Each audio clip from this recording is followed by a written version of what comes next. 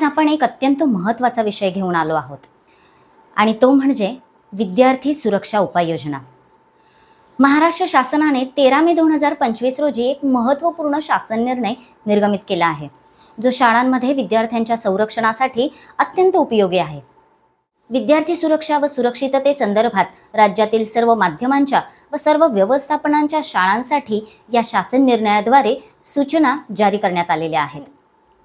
आजच्या या व्हिडिओमध्ये आपण या शासन निर्णयातील प्रमुख उपाययोजना जाणून घेणार आहोत। हा शासन निर्णय 23 पानांचा असून त्यामधील 18 पानांच्या आपल्याला सूचना यामध्ये देण्यात आलेल्या आहेत।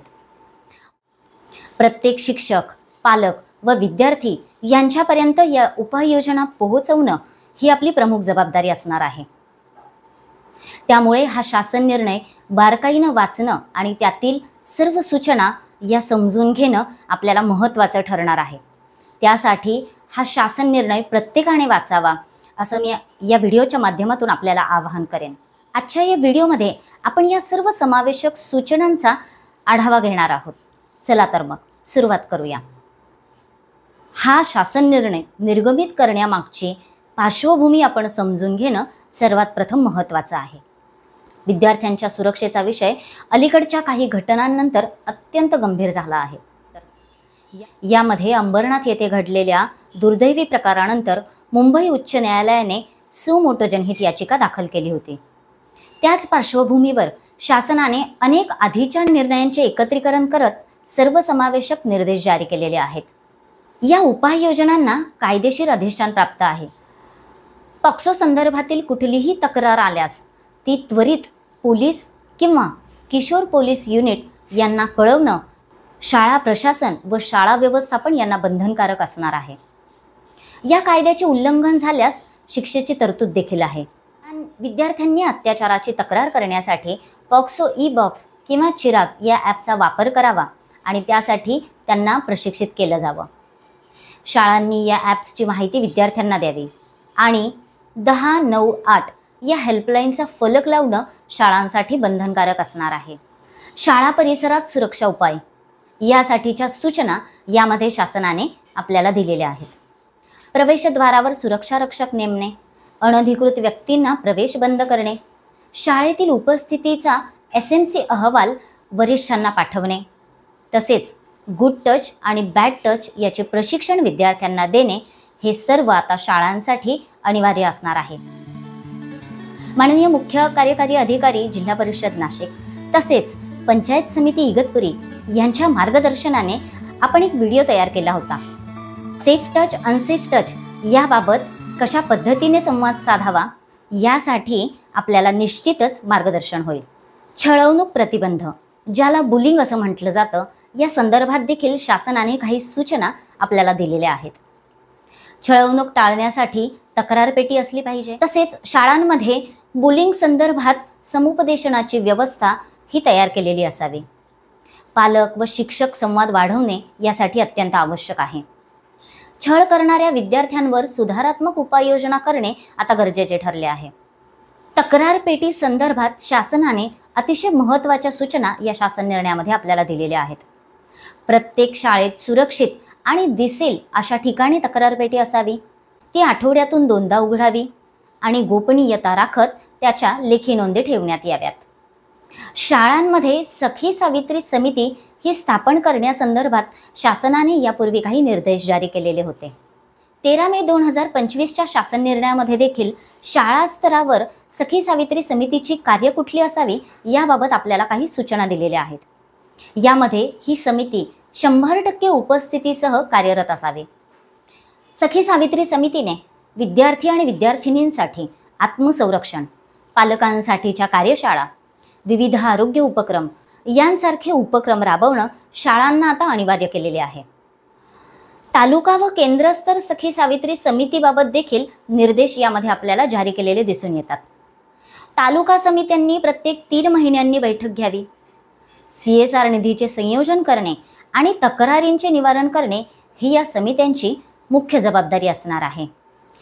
CCTV प्रणाली ही प्रत्येक खाजगी शाळेमध्ये अनिवार्य असून दरवाजे, कॉरिडॉर आणि खेळाच्या मैदानात त्यांची स्थापना अनिवार्य आहे।